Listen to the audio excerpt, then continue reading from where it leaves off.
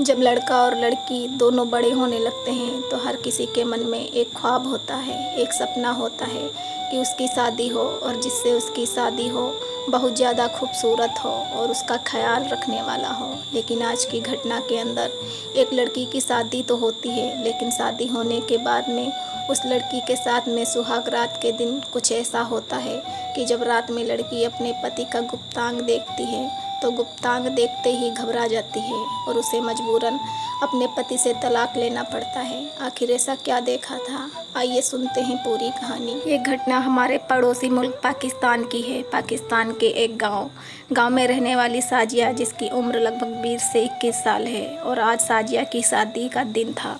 साजिया बहुत ज़्यादा खुश थी क्योंकि वो दुल्हन बनी थी और उसकी सहेलियाँ उसके साथ में हंसी मजाक कर रही थी।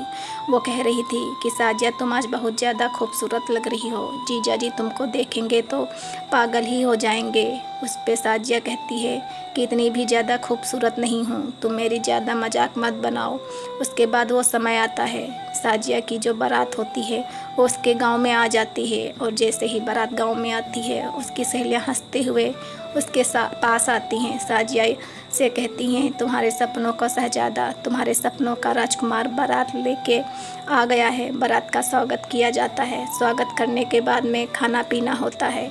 खाना पीना होने के बाद में साजिया का आखिर का निकाह होता है। निकाह होने के बाद वो समय भी आ जाता है जो एक लड़की के लिए बहुत ज़्यादा पेनफुल होता है, बहुत ज़्यादा दर्द भरा होता है, जब वो अपने बाबुल का आंगन छोड़ती है। साजिया भी बहुत ज़्यादा रो रही थी क्योंकि उसके रुखसती का समय आ चुका था, बारात वापस जाने का समय था।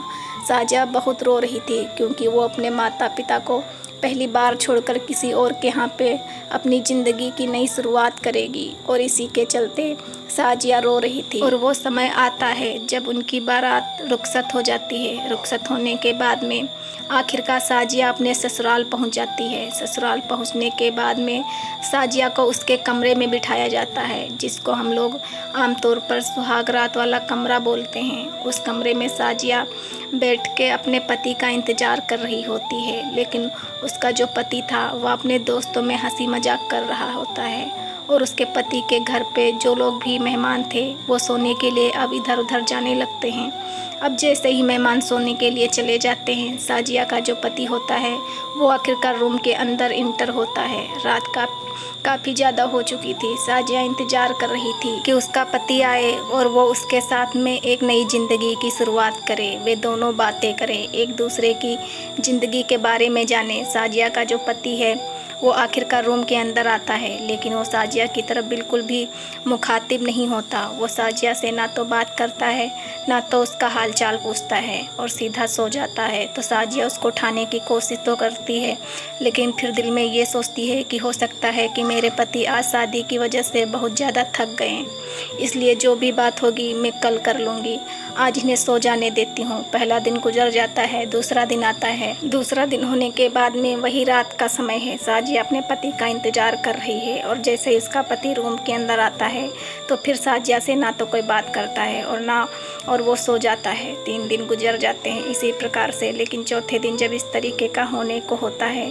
तो साजिया अपने पति का हाथ पकड़ लेती है, और हाथ पकड़ने के बाद में उससे कहती है, तुम मेरी बात सुनो, क्या मैं तुम्हें पसंद नहीं हूँ, या फिर तुम किसी और लड़की को पसंद करते हो और तुम्हारी उससे शादी होनी चाहिए थी, और ज़बरदस्ती तुम्हारे घर वाले ने मुझसे शादी करा दी। तो मुझे सारी बात बताओ, जैसा भी होगा मैं तुम्हारी हेल्प करूँगी, और मैं अगर तुम मुझे पसंद नहीं करते हो तो मैं तुम्हारा पूरा साथ दूँगी, लेकिन तुम मुझे बताओ तो क्या हुआ है। तो उसका पति वो साजिया से कहता है कि अगर मैं तुम्हें सारा सच बताऊँगा तो हो सकता है कि तुम मुझे छोड़ के चली जाओ, लेकिन तुम वादा करो तुम मुझे छोड़ के नहीं जाओगी, उसके बाद मैं तुम्हें सारा सच बताऊंगा। तो साजिया उससे वादा करती है कि मैं प्रॉमिस करती हूँ तुम्हें छोड़ के नहीं जाऊंगी, क्योंकि साजिया जानना चाहती थी कि आखिर वजह क्या है। उसके बाद में साजिया का जो पति है जब वो खुलना शुरू होता है, यकीन मानिए साजिया के पाँव तले ज़मीन खिसक जाती है। वो बताता है दरअसल वह किन्नर है और वो शादी करना नहीं चाहता था, लेकिन अब शादी हो गई है तो मैं तुमसे दूर भी जाना नहीं चाहता। उसे लड़कियों की तरह रहना पसंद है, उसे लड़कियों वाले कपड़े पहनना पसंद है,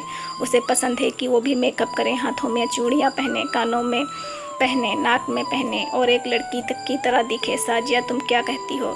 जब मैं मेकअप करूँगा तो मैं कैसा लगूंगा? खूबसूरत लगूंगा ना? साजिया जो अपने पति के मुंह से ये बात सुनती है तो दंग रह जाती है, लेकिन पहली बार वो सोचती कि हो सकता है उसका पति उसके साथ में मजाक कर रहा हो, इसलिए वो अपने पति से कहती है तुम मजाक मत करो, बात को घुमाओ मत, जो सच है वह सच मुझे बताओ। तो वो बोलता है कि मैं कसम खाता हूँ यही सच है और यही मैं तुम्हें बताना चाहता हूँ। साजिया अब ये सुनती है तो उसके होश उड़ जाते हैं, क्योंकि उसने अपनी ज़िंदगी में की नई शुरुआत की थी। उसे क्या पता था कि उसके साथ में इतना बड़ा झूठ बोला गया है ताकि उसके आने वाली ज़िंदगी पूरी तरह से बर्बाद हो जाए। उसके बाद में साजिया अपने घर पे कॉल करती है। घर पे कॉल करने के बाद ये सारी बातें अपनी फैमिली वालों को बताती है। उसके जो फैमिली वाले होते हैं पास ही के पुलिस स्टेशन में जाकर इस परिवार के खिलाफ रिपोर्ट लिखते हैं कि उन्हें धोखे से अपनी किन्नर बेटे की शादी हमारी बेटी से कराई और उसकी ज़िंदगी बर्बाद की। इसके बाद वह अपनी बेटी को लेकर घर आ जाते हैं, लेकिन अब यह मामला जो है वो कोर्ट में है। लेकिन इस घटना से बड़ा सवाल ये उठता है कि जब उस लड़के के माता पिता को यह पता था